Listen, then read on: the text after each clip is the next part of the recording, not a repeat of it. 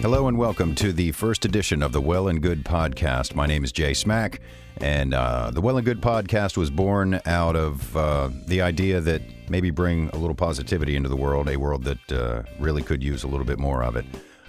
We focus on wellness, awareness, mindfulness, health, nutrition, anything under the sun that kind of maybe makes you feel better or helps you learn something. Also, we talk to nonprofits, charities, good causes, basically accentuating the positive, or at least trying to. In the first episode here, we talked to Dr. David Berv, the Chief Experience Officer at the Float Zone. Dr. Berv got associated with floating as a result of his own experiences. We'll talk about that and find out why he thinks floating is so beneficial. I tried it. It's awesome. Got a couple of my friends to try it as well. They are on the episode. We're talking to them to find out their experience. Even our resident cynic, which I think she becomes convinced by the end of the episode. So sit back, relax. Maybe, hopefully, you'll learn a little something and look at things a little bit differently. Here's the first episode of the WellandGood podcast with Dr. David Berv. Welcome to the first edition of the WellandGood podcast. And everybody, thanks for being here. Thank you. Thank you. We've got Dr. David Berv. He is the star of the show. He is Dr. Egg. We've dubbed him Dr. Egg. I'm not sure you want me to put that out there. I like it. I think it's a title to be embraced and cherished. Marna Bales of Red Amp Recording, Jody Boyd of Red Amp Recording as well, and Justin Curry of Red Amp Recording. Why are all these Red Amp Recording people involved here? Well, when we first concepted the WellandGood podcast, which is basically about general positivity, wellness, nonprofits, and for the first few episodes that we've been working on, it's kind of focused more on wellness, and David is the first of those. I met David a few months ago and found out that you did this flotation therapy, and I was fascinated. I'd heard about it, of course, and we'll get into this. There's the whole altered states thing that people have in their head, but that's a completely different animal. David, if you would, maybe just give a little bit of background on your background and how you came to be involved with flotation therapy and offer it to people, because I know you really believe in it, and that's what sold me. So Sure. Well, for the past 21 years, I've been a sports chiropractor that also specializes in acupuncture and Eastern healing arts, and have focused on not only sports but pain management over the years. And ironically, midway into my career, started suffering with chronic back pain. And so I was always looking for new and different ways, not only for my patients but for myself, to find effective, efficient ways to deal with chronic pain. And it was at the height of my chronic pain back in 2013-ish that I suffered a really bad incident, and I thought that I had herniated a disc, and I went for all kinds of specialized testing and found out that I in fact have multiple sclerosis on top of my pain. And so that was kind of a mind-altering time for me and a career-changing time for me, but it was at the crossroads of that I found floating by visiting my brother in Boulder, Colorado. And he said, "David, you're in such pain, I need to take you for a float." And I said, "What's a float?" And so he brought me to this float center, and I got in this fiberglass tank, 9 feet long by 5 feet wide, with this skin temperature solution of salt water in it. And I chose to turn the light off and close the lid and floated effortlessly for an hour. And I got out of that tank, and I felt amazing. And I said, I need to get one of these for my home. So maybe describe the tank a little bit for people who aren't familiar with it. Well, there's a lot of different types of tanks, but I'll describe the tanks that we have at our facility. They're egg shaped, hence I guess the term Dr. Egg, right? But it's like it's a fiberglass capsule that looks very much like an egg, and it has a lid that opens and closes on it. So it's like an oversized bathtub that is oval in shape, and so it has this lid that opens and closes, and you have controls inside it that you can control the light and the music. You can leave the lid open or closed, and there's 10 inches of skin temperature salt water in there. So it's about 175 gallons of water, saturated with 1,000 pounds of salt. That really Epsom surprised salt. me, that much salt. I figured just a couple hundred pounds maybe. Mm-hmm. Yeah, there's 20, 50-pound bags of salt that's dissolved in there. So, yeah, it's a peculiar, unique, thing to think about climbing in, some tank. And I did have some trepidation at first. I didn't know what to expect, but I was all about trying new and different things. I didn't, what's the worst thing that could happen? It didn't help me, right? And how was that first experience when your brother took you there after you got out? So it was mind bending for sure, because it was to be in chronic pain and to get out 60 minutes later and not feel that pain anymore. So it immediately helped. There was it was immediate, but also there was a mind shift to not only was there and we'll talk about this later, I'm sure, but a time warp during that session where I was like, where did time leave off? Was that 5 minutes or 20 minutes that I was just dozing off or in that different state? And then there was various points of almost my pain being accentuated and me being very aware, and then me having no awareness, and all of those sensations were very new to me. As much as I've been into alternative and healing arts over the years, including things like moving meditation and Tai Chi, I haven't been a sitting meditator. And so I haven't really taken lots of time to just kind of sit and do nothing and be by myself like that. And so that was very different. And the entire experience was somewhat new to me, and that's why it seemed so revolutionary and so right on spot at the time. And it was, as I said, right around the expression of the multiple sclerosis and the chronic pain that I was carrying around at that time. The intersection of finding floating was more than coincidental. Now, did you have a spot on your body where the MS maybe manifested more? I know it tends to, hit a spot often as it sets in, maybe a leg or an arm or something. For me, I was numb from my nipples to my toes. And so it began as a peculiar feeling, in my feet, one of my feet, and it went to my other foot. This happened very quickly, and actually one afternoon it kind of crept up, both front and back side of my feet and all front and back sides of my legs and all the way up into my crotch and my groin area. And, I know too much about musculoskeletal medicine to know that that's not following the normal patterns of, a disc herniation or some other kind of routine musculoskeletal thing that's common. Yeah. Well, we'll get into more of the details and stuff about the floating, especially you touched on the nothingness. It was very much, I've done it twice, and the second time really kicked in as far as a meditative state where you do lose track of time. Mm-hmm. It's really wild. But I wanted to get Marna's perspective, because when I started doing this, I dragged Jody and Justin along with me. I didn't drag. Jody couldn't wait. He's like, I need me some egg. So we went and did it. And I know Justin well enough. He's gung-ho for anything. Oh, yeah. But Marna, I was curious, what keeps you from not wanting to do it? And there's no right or wrong answers, obviously, because there's people out there going, I'm not crawling naked into a big vat of salt, into a giant egg. But what, are you just not into it, or? Well, I think one of the things is it's an hour, and that's a long time for me because I've got a lot of stuff going on. But the more I hear all of you talk about this and hear Jody talk about this, and I have to admit, Dr. Berg, just sitting here next to you, I'm thinking now maybe I do need to go do this. I have some chronic pain myself in my back.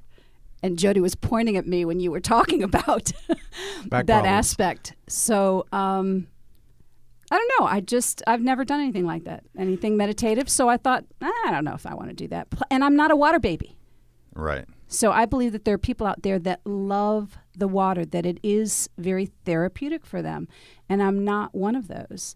Not that I don't love to go get in the ocean or get in a pool, but other people, a bath is joy for them, and it's just like, it's a thing to get clean. So that's interesting. I love the water, but that's kind of how I am. Get in, get out of the shower. But it's cool to hear that the resident skeptic, we've dubbed her, perhaps unfairly, is now like, this sounds pretty cool. Because it is pretty cool.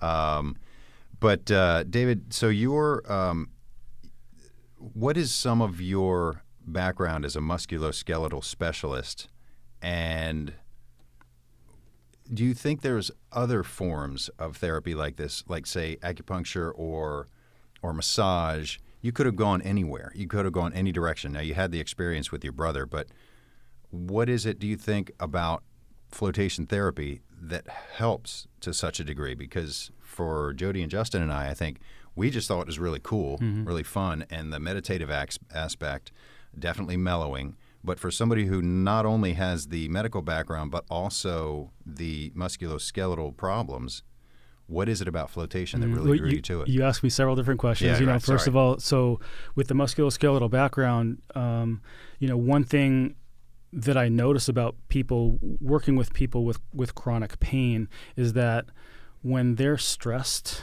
or when they're not sleeping well, they don't heal. And I can't necessarily help with the stress and the sleeping well. I can help indirectly through helping their pain, but not vice versa. And so, I've embraced over the years a lot of different alternative therapies. I think acupuncture is wonderful. I think yoga is wonderful. I think massage is there's so many things that are adjunctively helpful. I tried everything short of surgery, including injections, including burning out nerves in my back. I just refused to go for surgery, and it was somewhat coincidental that I found floating. But I think there are many other things that work well in tandem with floating, but having such a history in musculoskeletal medicine and seeing how people respond to various things, even the comparison between yoga being more of an active versus acupuncture being more of a passive type of healings. You need a combination of both of those. That I think that the floating addresses more than anything addresses the mind component and addresses areas of our brain that help us to get better sleeps, to process anxiety and stress better, and as a result, it's kind of like a shakedown. Everything else below it is affected as a result of that in a positive way. Interesting. It sounds like there's a really common theme as I lead into my second question about the overall vibe, for lack of a better description, as far as flotation therapy. And I'm wondering how flotation fits into the equation of the opioid crisis. Is it, again, first and foremost, a mental approach? Yeah, really good question. So getting back to my background, I started practice in 1996, the same year that OxyContin was released on the market. And so I was competing for years, against the pharmaceutical industry, against the insurance industry that was paying for pills, not therapy. Right.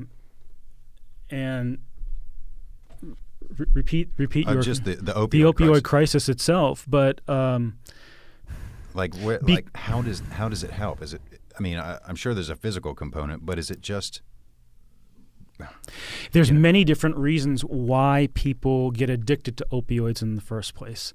Whether you have irritable bowel syndrome and you're prescribed opioids, and before you know it, a month later, it has nothing to do with musculoskeletal, that you're addicted, or that you got in a car accident,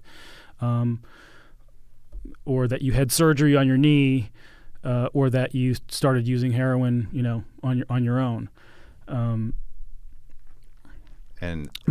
But the floating helps parts of the brain that also are affected by addiction. Oh, that makes sense. Pleasure centers? Pleasure centers. And it also affects parts of our brain that deal with our emotional centers and that deal with our pain centers. And so as a result of kind of like down-regulating those areas or making them less active, you're less in that fight or flight state. You're less you sleep better, and you're able to and you're making better decisions. And I think the cravings are less, and I think it all kind of. Speaking of cravings, in that regard, I was thinking it'd probably be beneficial for, say, overeating or any form of addiction. Because those pleasure centers are kind of ruling you at that point. Exactly. All right.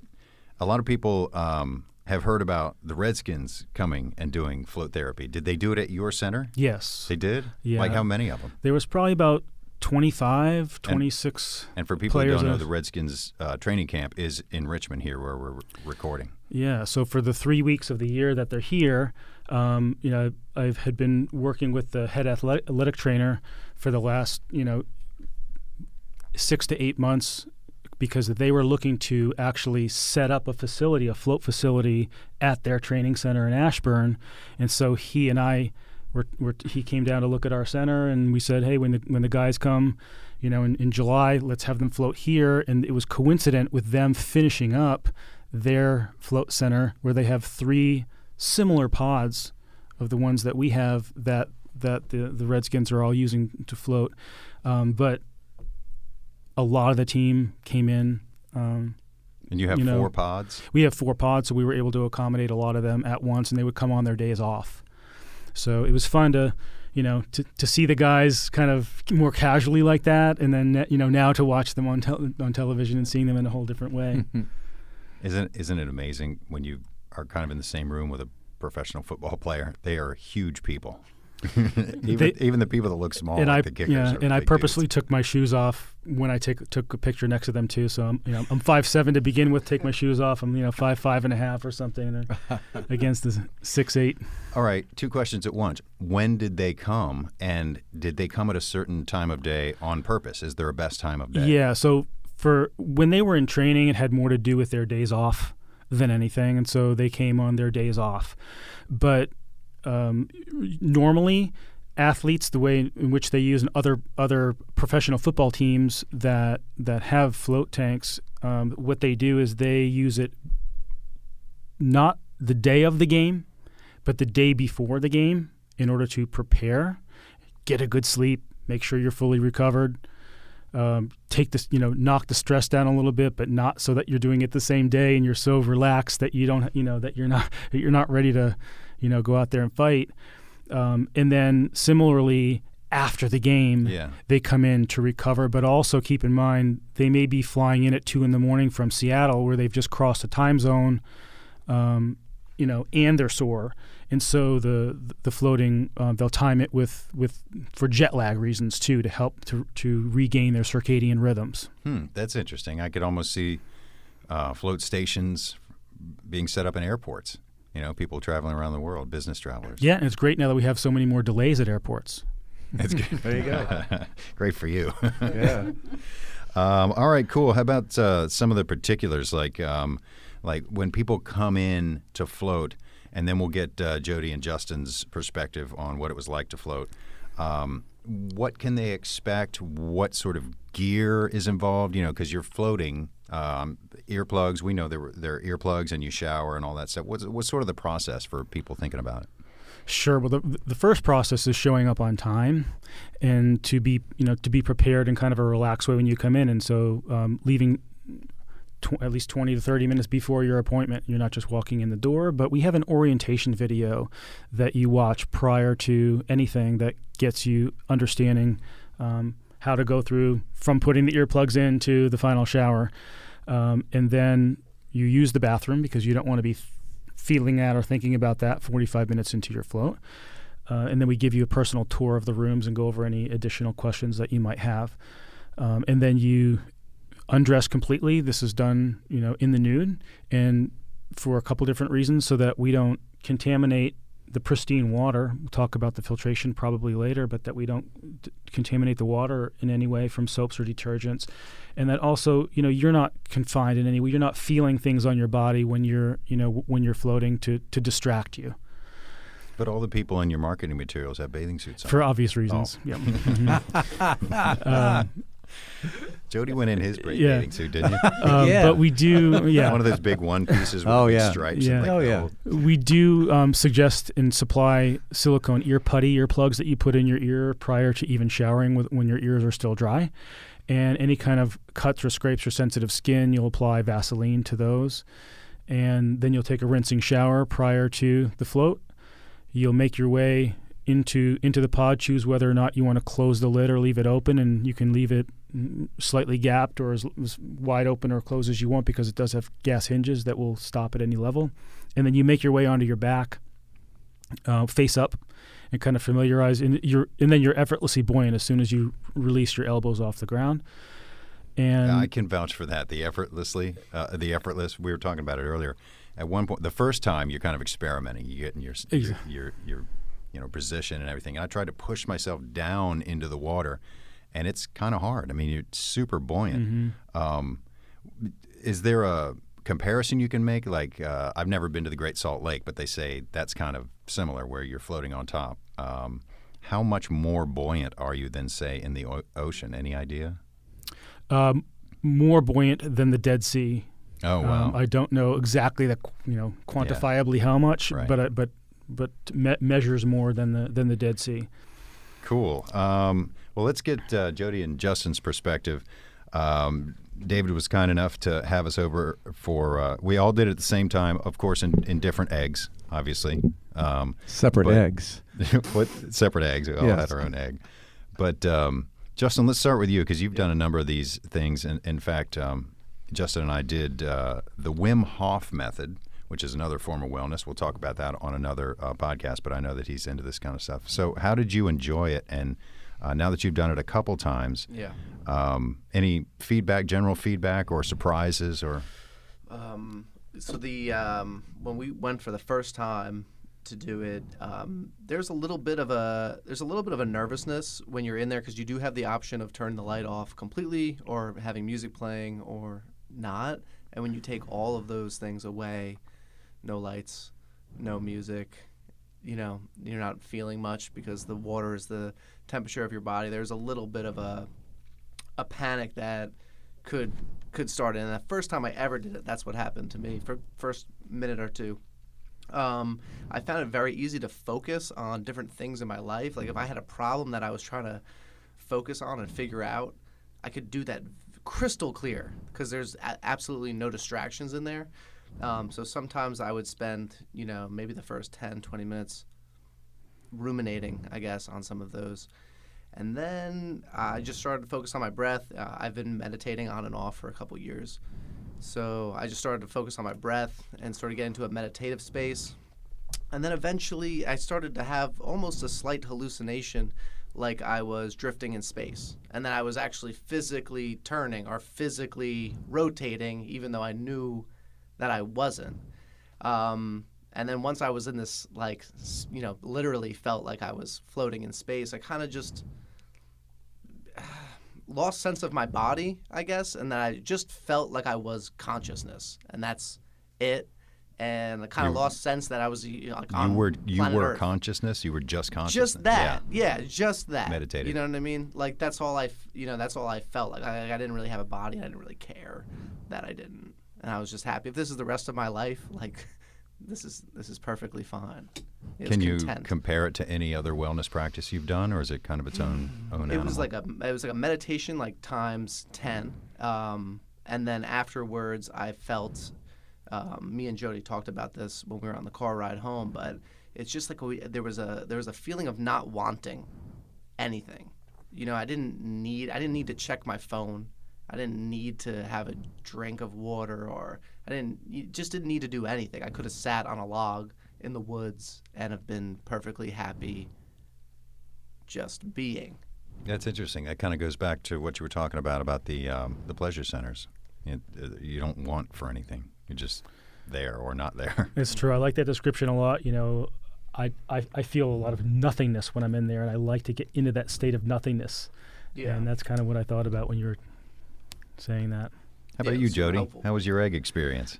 Well, I think for me it was better afterwards than it was during. I mean, I loved being in the water, and it felt very, I felt very confident and comfortable. I didn't feel anxiety or anything like that, but I did notice that my brain just wanted to. It was all over the place. I was thinking about all kinds of things, and I kept trying to really just relax and think about my breath and shut it down. And then all of a sudden the hour was over like that, and then I was like, well, okay. So I get out, and all of a sudden I felt this euphoric, relaxed feeling come over me, and like I said, I wasn't worrying about work, and I wasn't worried about what I needed to go do, and because I do suffer from anxiety, and I noticed that it just turned off. And that particular both nights that I went, I got an incredible night's sleep. Oh, yeah. So I guess when I go back the next time, I really want to try to get to where I can turn it off in my brain during the experience. But David, like I said, both times after that, when I was going home, when I got home, I was so relaxed and just felt great. And just Or how about going out to dinner afterwards? Right, exactly, How calm and I just wasn't thinking about getting to the next thing. It almost felt like I was 11 years old or something. It's I felt like I haven't felt that stress-free since I was a child. Exactly. The stress was gone. Yeah. I felt the same way. It was like, wow, we're just chilling out and this is all good. And, I never feel like that. What'd you guys think of The Office? Nice and relaxing. Very good relaxing. environment? Yeah, it's great. Really nice. Yeah, that's what I was. It was cool. I didn't know if it was. I figured it would be a little bit new agey, because it is. It's that kind of practice. Yeah. But it was very comfortable. Very nice. It's kind of like a library though, where you kind of feel like you have to be quiet, but then when you come out, you just realize that you just want to be quiet. Right. Yeah. You're like, I'm not gonna go jumping around making a bunch of noise. I'm too relaxed. Yep. How about? You were talking about the anxiety. Do you find, or have you heard of many people, David, back to you, have these systems in their homes? Is it something you can have in your home, or is it? Because it seemed like a big operation. You had a big, I guess, filtration system behind it and stuff. Absolutely. So, getting back to my story before, saying I need to get one of these at home. Mm-hmm. The one that I got from my home was a float tent. It looked very much like a pup tent, right? That was supported by maybe 14-inch poles on the bottom, and then had something that slid over the top, or to keep the form on the bottom, and so it still filled up with the 10 inches of salt water, and not as robust a filtration system. But I had to, more about transforming your home. I already had the tile floors, and I already had exposed brick on the walls, and already had the beams underneath with the supports that I needed. So I didn't have to make a lot of modifications. And there weren't a lot of options at that time. I got the first of its type. That since that time, there's a couple other, not necessarily better versions, but more of your home version. You're of the talking home about, versions, right? Because yours are pretty high tech. Yeah, the ones that we have are high tech, but to answer your question, that a lot of people are considering getting them for their homes, but they don't know, which ones to get or how to transform. They may not be able to transform their home.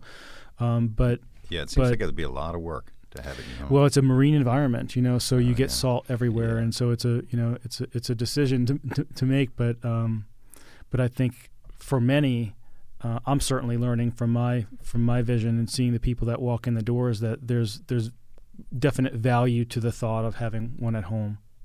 Back to Jody and Justin, did you guys have any concerns about the process going in? And what I'm thinking about is, as we head into the question about filtration, the cleanliness. It's a very clean environment, the office and the inside. What do you call the inside where the egg actually is? Does that have a name? The room? The pod room. The pod room. Okay. When you go in, were you guys concerned about that at all? Cleanliness, filtration, anything like that? Because when I told people I did this really cool thing, they said, "Really? Aren't a bunch of people also floating in that same water?" And I was like, "Well." There's this huge, you can see it. There's huge filtration. Did that concern you at all? Not at all? Not really. No, not at all. Not really. Does anybody bring that up when they come in?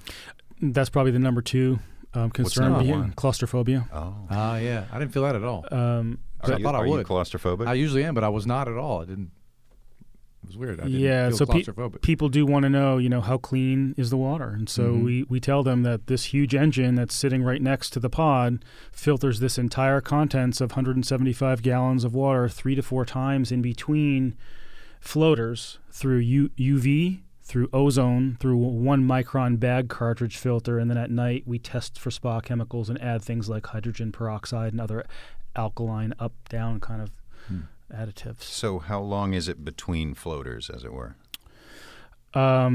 Between floaters, it's an hour in between. And it's filtered 3 to 4 times between there? Mm-hmm. Wow. Mm-hmm. Well, some of my other questions, I know people bring up the altered states reference. Are there any similarities to that? Because in that movie, Yes. John Hurt was doing these extrasensory, or separate sensory deprivation experiments, which kind of goes to Justin's point, where you lose track of where you are in space. Any similarities there, and how often do you hear that? I bet all the time. I hear that just behind Joe Rogan. People hear a lot about Right. floating from Joe Rogan, but yeah, I hear that a lot. We invited him on here, but he was busy with something. I was surprised. How about people's the reference to altered states is real in that it's a dramatization of the first scientist of float tanks, John Lilly, in the 50s, and he was doing experiments with states of consciousness. He worked for the National Institutes of Health. He was a neuroscientist, and he started doing some very crazy things with LSD and with dolphins and with ketamine, and I think he got a little carried away with from the public sense, right? I mean, I think from the science sense, he was doing some really cool things with consciousness, but so I think he may have gotten discredited in that way. But that was then played upon by I don't know who produced Altered States, but John Hurt played his role in that movie, so it's very real, and people do ask about that all the time, and even newer is the Stranger Things episodes. People want to know, am I going to go under? Am I going to go upside down when I'm in there? Oh, Right. Wow. How about as far as when people, let's say they're really into it, as Justin and Jody have been back twice, are there bulk pricing for multiple visits? And part of what led me to that question is now I'm on your mailing list, and I saw that you're doing a special for, I guess technically it's not couples, but it's more than one float at one time. Right. Like can people subscribe or something like that? Yes. Currently, right now, we don't have memberships per se, but we do have bulk packages from 3 to 5 to 10 floats that you can buy to knock the price down. And then, we occasionally run various specials like this. We'll call it a couples float, but you can use it for yourself if you want, so it's like 2 for $99 versus $65 a float. So yeah. Does anybody go back to back? Like in there for 2 hours? Yeah. Yeah. There's people that will do a double float, and they'll float up to 3 hours. And they'll just say, "Don't interrupt me at all. I'm going in for 3 hours," or they come out and center themselves.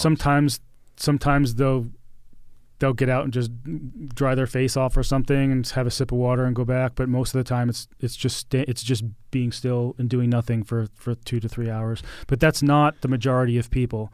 That's very few people, in fact. And this for the same reason that that Marna can't afford necessarily the time to go in. It's a big time chunk for some people to go in for a couple hours at a time. So. Yeah, a lot of people say that about the gym. I'd love to get in shape, but I mean, and it is. It's a commitment, and you spend your time literally. It has to go somewhere. Now, I saw something on your website about how you gave a talk recently in a business setting. Are businesses adopting this? What's the implications of float therapy on business or office culture? Mm-hmm. A lot of HR people are looking for new and different ways to either team build or to do other types of wellness practices, realizing that they're going to get more out of their employee per day, and a happy employee is a good employee. So many people have been contacting me to come do health and wellness talks specifically on floating, but it could have to do with a lot of other ancillary wellness topics. But yeah, a lot of HR people and a lot of small businesses are gifting floats to their employees for a stress day or for a health and wellness day or for a treat.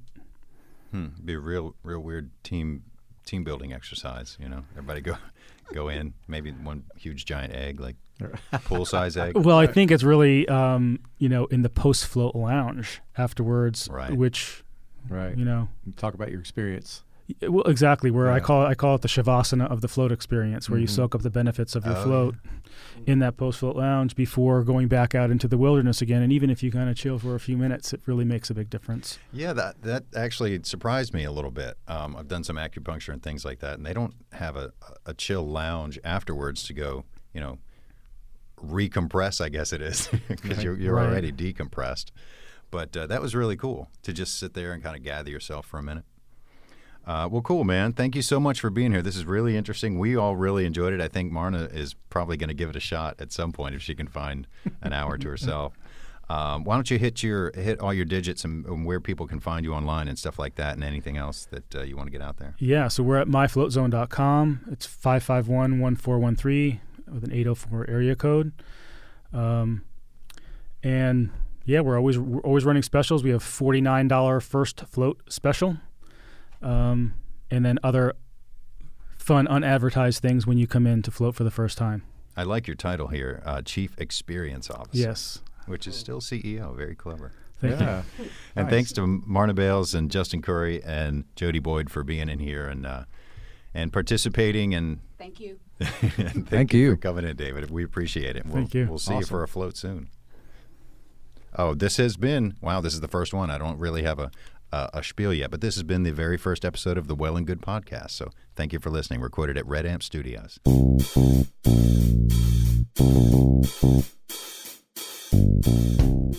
Thanks again to Dr. David Berv, Jody, Marna, Justin, everybody for participating in this first edition of the Well and Good podcast. Went pretty well, I think.